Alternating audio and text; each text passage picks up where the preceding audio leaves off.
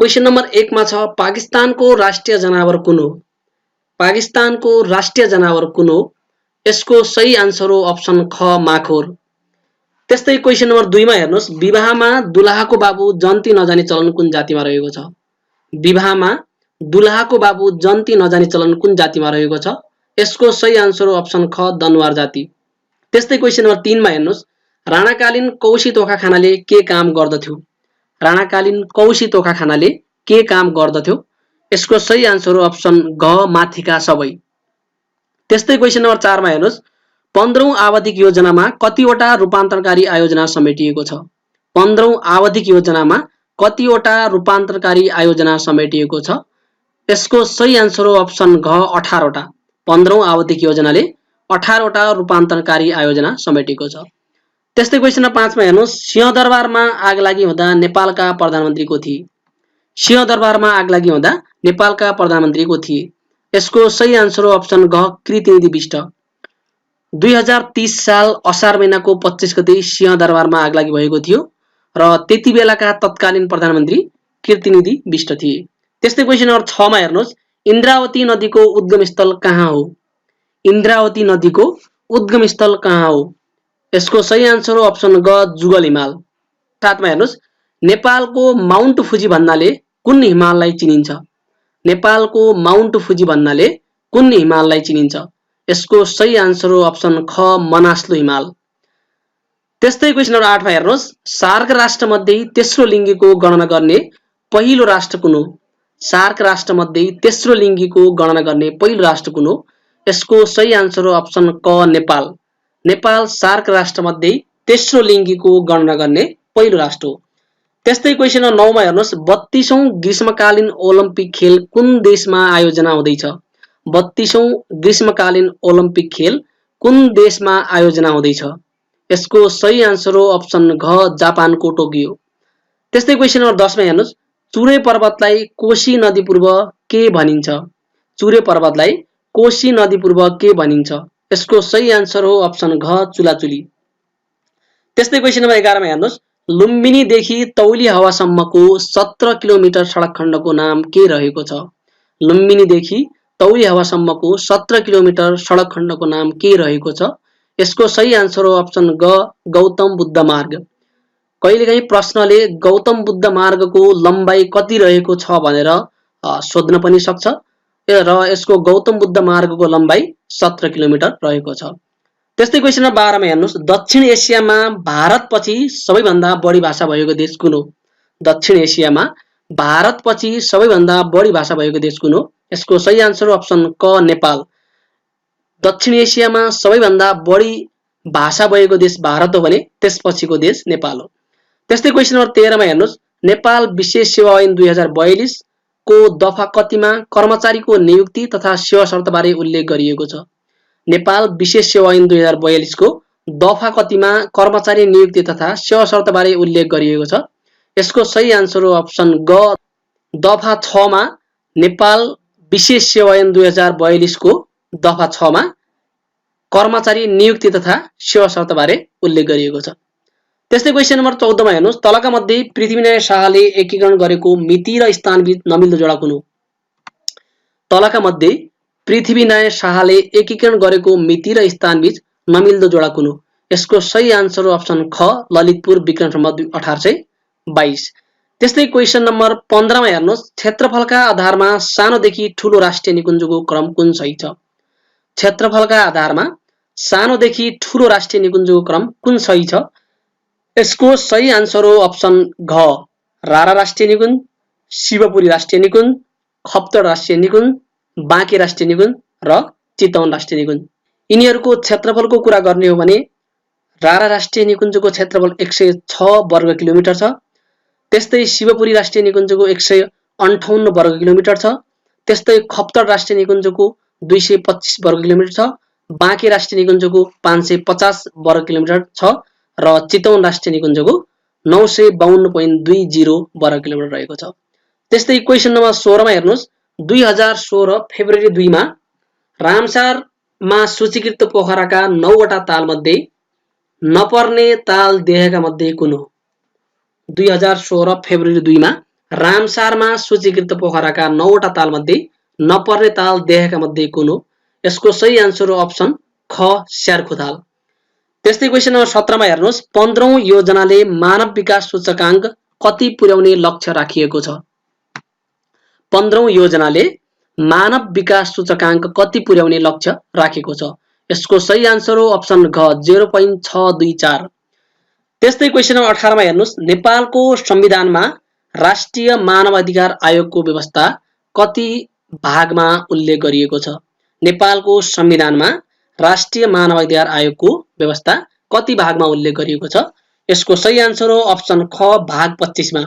त्यस्तै question number 19 मा हेर्नुहोस्, प्रसिद्ध तीर्थस्थल गोसाइकुण्ड कुन राष्ट्रिय निकुञ्जमा पर्दछ? प्रसिद्ध तीर्थस्थल गोसाइकुण्ड कुन राष्ट्रिय निकुञ्जमा पर्दछ? यसको सही आन्सर हो अप्सन ग लाङटाङ। क्वेशन नम्बर 20 मा हेर्नुहोस्, बिलासी दरबार भनेर चिनिने दरबार कुन हो? बिलासी दरबार भनेर चिनिने दरबार कुन हो? यसको सही आन्सर हो अप्सन क बसन्तपुरको दरबार। त्यस्तै क्वेशन नम्बर 21 मा हेर्नुहोस्, पर्यटकीय स्थल कागबेनी कुन जिल्लामा पर्दछ? पर्यटकीय स्थल कागबेनी कुन जिल्लामा पर्दछ? यसको सही आन्सर हो अप्सन घ मुस्ताङ जिल्ला। त्यस्तै क्वेशन नम्बर 22 मा हेर्नुहोस्, नेपालसँग कूटनीतिक सम्बन्ध कायम भएको 168औं मुलुक कुन हो? नेपालसँग कूटनीतिक सम्बन्ध कायम भएको 168औं मुलुक कुन हो? यसको सही आन्सर हो अप्सन क घाना। घाना नेपालसँग कूटनीतिक सम्बन्ध कायम भएको 168औं मुलुक हो र घाना र नेपाल बीच 2019 सेप्टेम्बर महिनाको 25 गतेका दिन के भएको थियो? घाना र नेपाल बीच कूटनैतिक सम्बन्ध कायम भएको थियो। त्यस्तै क्वेशन नम्बर 23 मा हेर्नुहोस्, सन् 2020 सम्मका लागि वन्यजन्तु कोष नेटवर्कको हिमचितुवा च्याम्पियन बन्न सफल व्यक्ति को हुन्? सन् 2020 सम्मका लागि वन्यजन्तु कोष नेटवर्कको हिमचितुवा च्याम्पियन बन्न सफल व्यक्ति को हुन्? यसको सही आन्सर हो अप्सन ग डाक्टर घनश्याम गुरुङ। त्यस्तै क्वेशन नम्बर 24 मा हेर्नुहोस्, स्थानीय सरकार सञ्चालन ऐन 2074 कहिले प्रमाणीकरण भएको थियो? स्थानीय सरकार सञ्चालन ऐन 2074 कहिले प्रमाणीकरण भएको थियो? यसको सही आन्सर हो अप्सन ग विक्रम सम्वत 2074 साल असोज महिनाको 29 गते। त्यस्तै क्वेशन नम्बर 25 मा हेर्नुहोस्, कृषि उत्पादनको दृष्टिकोणले सबैभन्दा उत्कृष्ट प्रदेश कुन हो? कृषि उत्पादनको दृष्टिकोणले सबैभन्दा उत्कृष्ट प्रदेश कुन हो? यसको सही आन्सर हो अप्सन ग प्रदेश नम्बर 1। त्यस्तै क्वेशन नम्बर 26 मा हेर्नुहोस्, संविधानको कति धारामा संकटकाल घोषणाको व्यवस्था गरिएको छ? संविधानको कति धारामा संकटकाल घोषणाको व्यवस्था गरिएको छ? यसको सही आन्सर हो अप्सन ख धारा 274। त्यस्तै क्वेशन नम्बर 27 मा हेर्नुहोस्, गलेश्वर धाम मन्दिर कुन जिल्लामा पर्दछ? गलेश्वर धाम मन्दिर कुन जिल्लामा पर्दछ? यसको सही आन्सर हो अप्सन ग म्याग्दी जिल्ला। त्यस्तै क्वेशन नम्बर 28 मा हेर्नुहोस्, थर्ड जेनेरेसन कम्प्युटर युज्ड ... यसको सही आन्सर हो अप्सन सी आइसिएस। त्यस्तै क्वेशन नम्बर 29 मा हेर्नुहोस्, नेपालको सबैभन्दा बढी पानी पर्ने ठाउँ पोखराको लुम्ले कुन हावापानी क्षेत्र अन्तर्गत पर्दछ? नेपालको सबैभन्दा बढी पानी पर्ने ठाउँ जुन पोखराको लुम्ले छ त्यो कुन हावापानी क्षेत्र अन्तर्गत पर्दछ? यसको सही आन्सर हो अप्सन घ न्यानो समशीतोष्ण हावापानी। पोखराको लुम्लेलाई नेपालको चेरापुञ्जी भनेर पनि चिनिन्छ। त्यस्तै क्वेशन नम्बर 30 मा हेर्नुहोस्, नेपालको अन्तरिम संविधान 2063 को मस्यौदा समितिको अध्यक्ष को थिए? नेपालको अन्तरिम संविधान 2063 को मस्यौदा समितिको अध्यक्ष को थिए? यसको सही आन्सर हो अप्सन ख लक्ष्मण प्रसाद अर्याल। त्यस्तै क्वेशन नम्बर 31 मा हेर्नुहोस्, what is the another name of personal computer? What is the another name of personal computer? यसको सही आन्सर हो अप्सन सी माइक्रो कम्प्युटर। त्यस्तै क्वेशन नम्बर 32 मा हेर्नुहोस्, साकेलादी पर्व कुन जातिले मनाउने पर्व हो? साकेलादी पर्व कुन जातिले मनाउने पर्व हो? यसको सही आन्सर हो अप्सन ख राई जाति। त्यस्तै क्वेशन नम्बर 33 मा हेर्नुहोस्, दिएका भनाइबारे विचार गर्नुहोस्। अप्सन ए मा छ नेपालको प्रमाणिक समय विक्रम सम्वत 2041 साल वैशाख 1 गतेबाट सुरु भएको थियो। त्यस्तै अप्सन आ मा छ क्षेत्रफलको आधारमा तेस्रो ठुलो प्रदेश प्रदेश नम्बर 5 हो। अब चाहिँ अप्सन क मा छ अ मात्र ठिक, ख मा छ दुवै ठिक, ग मा छ आ मात्र ठिक र घ मा छ दुवै बेठिक। यसको सही आन्सर हो अप्सन ग आ मात्र ठिक। नेपालको प्रमाणिक समय विक्रम सम्वत 2041 नभई 2042 साल वैशाख 1 गतेबाट सुरु भएको थियो। त्यस्तै क्वेशन नम्बर 34 मा हेर्नुस् आर्थिक वर्ष 2076-77 को कुल बजेट कति रहेको छ।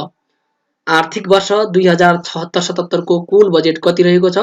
यसको सही आन्सर हो अप्सन क 15 खर्ब 32 अर्ब 96 करोड र 71 लाख। अब यो जेठ 15 गते नयाँ बजेट आउँछ, त्यसपछि यहाँले चाहिँ नयाँ बजेटमा अपडेट हुनु होला। यो आर्थिक वर्ष 2076-77 को अब 77-78 को बजेट आउँछ। त्यस्तै क्वेशन नम्बर 35 मा हेर्नुस् स्थानीय तह भन्नाले कुन कुन निकायलाई जनाउँदछ। स्थानीय तह भन्नाले कुन कुन निकायलाई जनाउँदछ। यसको सही आन्सर हो अप्सन ग गाउँपालिका, नगरपालिका र जिल्ला सभा। अब 36 नम्बरमा हेर्नुस् find the mirror image of DANC. Find the mirror image of DANC. DANC को एनमा देखिने आकृति पत्ता लगाउनुस् भनेको छ प्रश्नले। यसको सही आन्सर हुन्छ इसिएनएडी अप्सन सी। यसको सही answer option C. Mirror image जहिले पनि तपाईको के हुन्छ भन्दा right to left, left to right है, दायाँको बायाँ, बायाँको दायाँ हुन्छ। त्यही भएर यसको सही आन्सर अप्सन सी हुन्छ। त्यस्तै क्वेशन नम्बर 37 मा हेर्नुस् choose the correct water image of the given figure x from amongst the four alternatives भन्यो। यो एक्स को पानीमा देखिने आकृति पत्ता लगाउनुस् र यी चारवटा विकल्पहरू मध्ये एक्स को पानीमा देखिने आकृति कुन हो भनेको छ प्रश्नले। यसको सही आन्सर हुन्छ अप्सन सी। 3 नम्बरको चित्र चाहिँ एक्स को पानीमा देखिने आकृति बन्दछ। पानीमा देखिने आकृति जहिले पनि top to bottom, bottom to top हुन्छ। जस्तो यहाँले चाहिँ कुनै पनि चित्रलाई अथवा आकृतिलाई तपाईले पानीमा देखाउनु भयो भने त्यसको तलको माथि र माथिको तल देखिन्छ। त्यस्तै क्वेशन नम्बर 38 मा हेर्नुस् दिएको क्रम पूरा गर्नुहोस्। सुरुमा हामीले ए देखि सी, सी देखि ई, ई देखि जी सम्म यिनीहरुको यसको प्याटर्न चाहिँ बुझ्नु पर्छ। ए देखि सी सम्म बीचमा बी छोडेको छ, त्यसपछि सी देखि ई सम्म डी छोडेको छ, ई देखि जी सम्म एफ छोडेको छ र अब जी देखि अर्को स्टेप जानको लागि सुरुमा हामीले एच छोड्नु पर्ने हुन्छ र त्यसपछि आउने अक्षर के हुन्छ आई हुन्छ र यसको सही आन्सर हुन्छ अप्सन क आईडी। त्यस्तै क्वेशन 39 मा हेर्नुस् anthropology is related to man in the same way as anthology is related to. Anthology, anthropology मान्छेसँग म्यानसँग रिलेटेड छ भने एन्थोलोजी केसँग रिलेटेड छ भनेर प्रश्नले सोधेको छ। एन्थोलोजी पोएमसँग रिलेटेड छ, त्यही भएर यसको सही आन्सर अप्सन घ पोएम। त्यस्तै क्वेशन नम्बर 40 मा हेर्नुस् विकल्पमा दिएका अक्षरहरूलाई मिलाउँदा अर्थपूर्ण शब्द बन्दछन्। यस्ता शब्दहरू मध्ये एउटा विकल्पबाट बन्ने अर्थपूर्ण शब्द भन्दा फरक अड बन्दछन्। त्यस्तो फरक नमिल्ने विकल्प छान्नुहोस्। क्वेशन फेरि हेर्नुस् विकल्पमा दिएका अक्षरलाई मिलाउँदा अर्थपूर्ण शब्द बन्दछन्। त्यस्ता शब्दहरू मध्ये एउटा विकल्पबाट बन्ने अर्थपूर्ण शब्द फरक अड बन्दछन्। त्यस्तो फरक एवं नमिल्ने विकल्प छान्नुहोस् भनेको छ। यसको सही आन्सर हुन्छ अप्सन क। यो अप्सन क मा एउटा अर्थपूर्ण शब्द बीआईआरडी भनेर बर्ड भनेर भन्छ र अरु अड जी र ई चाहिँ के रहन्छ बाँकी अड हुन्छ। अब क्वेशन नम्बर 41 हेर्नुस् पी र क्यू को छ। यदि पी पश्चिम तर्फ 8 किलोमिटर गई दायाँ तर्फ क्यू को घर पुग्न 6 किलोमिटर हिँड्छ भने तलको कुन भनाइ सही छ। क्वेशन फेरि हेर्नुस् पी र क्यू को घर नजिकै छ। यदि पी पश्चिम तर्फ 8 किलोमिटर हेर्नुस् है पी पश्चिम तर्फ 8 किलोमिटर भनेपछि यसले चाहिँ पश्चिम भनेपछि यता जानु पर्यो है।